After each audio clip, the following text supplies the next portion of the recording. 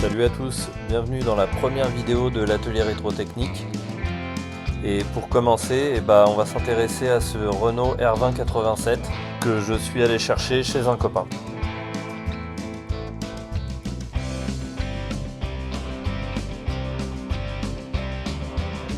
Il y en a qui ont une araignée au plafond, lui c'est un avion. Et c'est rigolo, il y a quelques années je lui avais vendu cette Austin US Sprite coursifiée à restaurer. Et là elle est presque terminée, donc ça me fait plaisir de la revoir au passage. Alors le R20 87 c'était un peu le véhicule à tout faire de l'armée française. Il a été produit de 1956 à 1964 et ils en ont fabriqué presque 17 000 et c'était un peu la bête de somme pour trimballer du matériel, des bidasses, tout ce qu'on peut avoir besoin de trimballer en tout terrain. Il a un moteur 4 cylindres qui est dérivé de celui de la frégate, fait un petit 60 chevaux.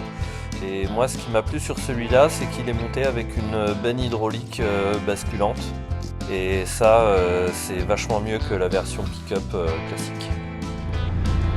Voilà, dans les grandes lignes vous savez tout, maintenant il n'y a plus qu'à rentrer avec.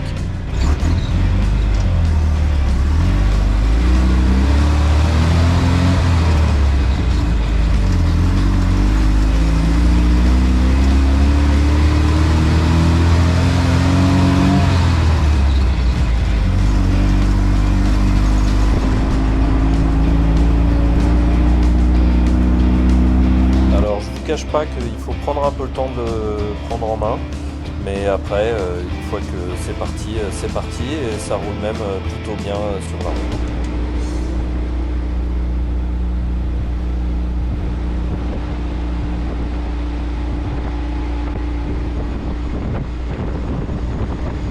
Bon bah voilà, une chose en entraînant une autre, finalement on va faire un gros tour complet tout de suite à l'atelier avant de trop jouer avec.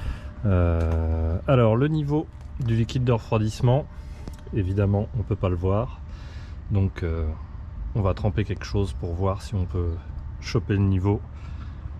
Donc une grande bandelette de carton qu'on peut tremper. Normalement on doit pouvoir la descendre quasiment jusqu'au faisceau si elle veut bien. Voilà, elle descend. Voilà, je prends le niveau, je retire, et là on peut voir que j'ai dû descendre quasiment jusqu'au faisceau et qu'elle n'est pas mouillée. Donc on va pouvoir remettre un peu de liquide. Alors, j'avais prévu de faire les niveaux pour voir un peu où ça en était. Et son ancien proprio m'a dit « Ah, il marche mieux avec la dépression débranchée. » La dépression qui est prise sur le carburateur. Du coup je me suis dit oh la belle prise d'air est gagnée, la bougie est un peu palote, donc voilà, on va voir si ça marche mieux déjà sans la prise d'air avec la dépression de l'allumage rebranché. On va voir dans un premier temps, après de toute façon il faudra faire une grosse révision, revoir le point d'avance, mais bon la carburation est trop pauvre mais pas catastrophique et il marchait très bien sur la route, donc on va voir. Du coup cette histoire d'avance à dépression, ça m'a tarabusqué, donc j'ai regardé dans mes revues techniques. J'ai la revue technique de la frégate. Alors comme vous le savez, le moteur du 2087 est dérivé de la frégate, et sur la frégate on avait déjà une capsule d'avance à dépression sur l'allumeur. Allumeur, SEV, avance automatique centrifuge et à dépression. Alors en cherchant sur internet, j'ai trouvé la revue technique du 2087. Alimentation, non. Voilà. Allumage par distributeur avec avance automatique centrifuge et correcteur à dépression. Donc, a priori, il y a bien une avance à dépression et l'allumeur est le bon. On va voir sur la route comment ça se passe. Alors on va va essayer de vérifier la charge de la batterie aussi tant qu'on y est. Donc là je me prends sur le démarreur qui est en 24. Je prends une masse sur le collecteur. Donc là j'ai 21 volts.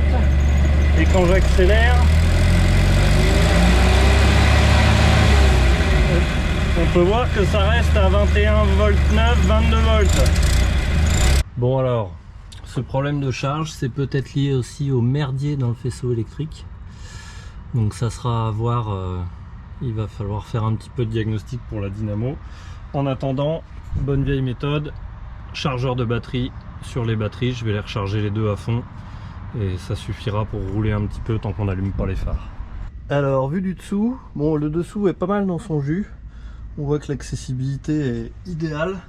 Donc on va quand même refaire les niveaux de pont et de boîte de transfert et de boîte de vitesse. Le moteur c'est déjà fait. Et la courroie qui est bien craquelée, je vais regarder si j'en ai une autre. Parce que la dynamo charge plus, donc elle on s'en fout. Par contre ça entraîne quand même là-haut la pompe à eau. Donc ça serait mieux que la courroie pète pas. Bon bah la courroie elle avait fait son temps. Et coup de bol, normalement j'en ai trouvé une. J'en ai même trouvé deux de deux longueurs différentes. Qui sont un poil plus étroites. Mais qui devraient aller quand même là-dessus. Et coup de bol, la courroie était dispo. Alors la courroie d'origine elle fait 15 mm de large. Et là j'ai trouvé du 13, mais normalement ça devrait aller et on voit qu'on n'est pas à fond de gorge, donc on va essayer de la monter, ça devrait être bon. C'est pas du 17.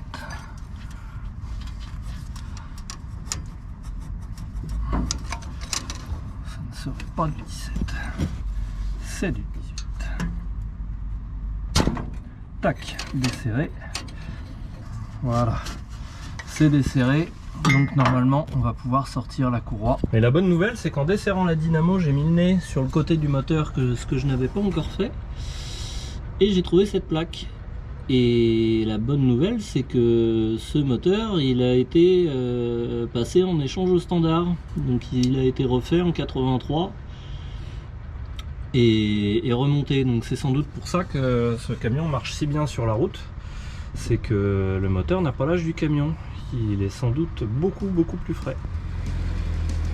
Alors quelques jours plus tard, j'ai décidé d'aller ramasser un peu de bois chez un autre copain. J'ai beaucoup de copains qui ont plein de trucs cool. Et me voilà parti avec mon 2087 chercher du bois.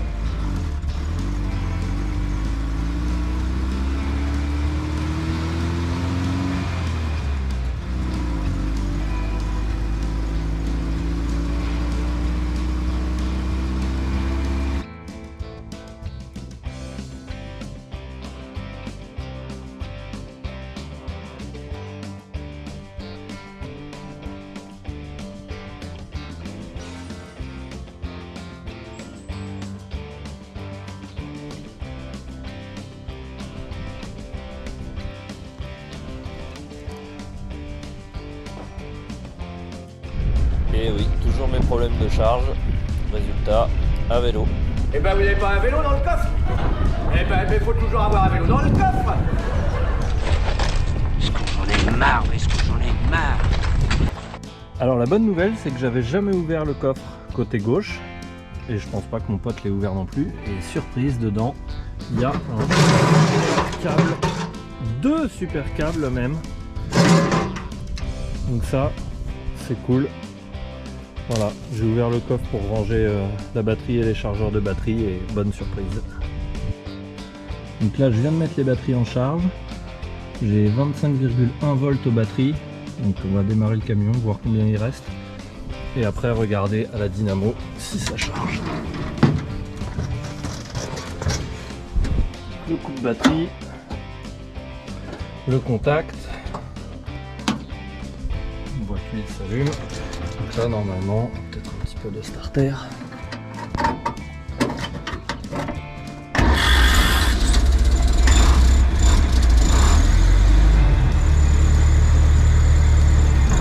Au régulateur. Dynamo excitation.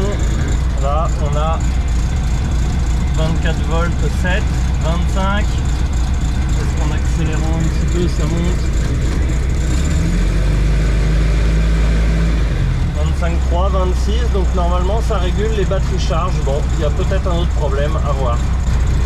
En attendant, on peut rentrer.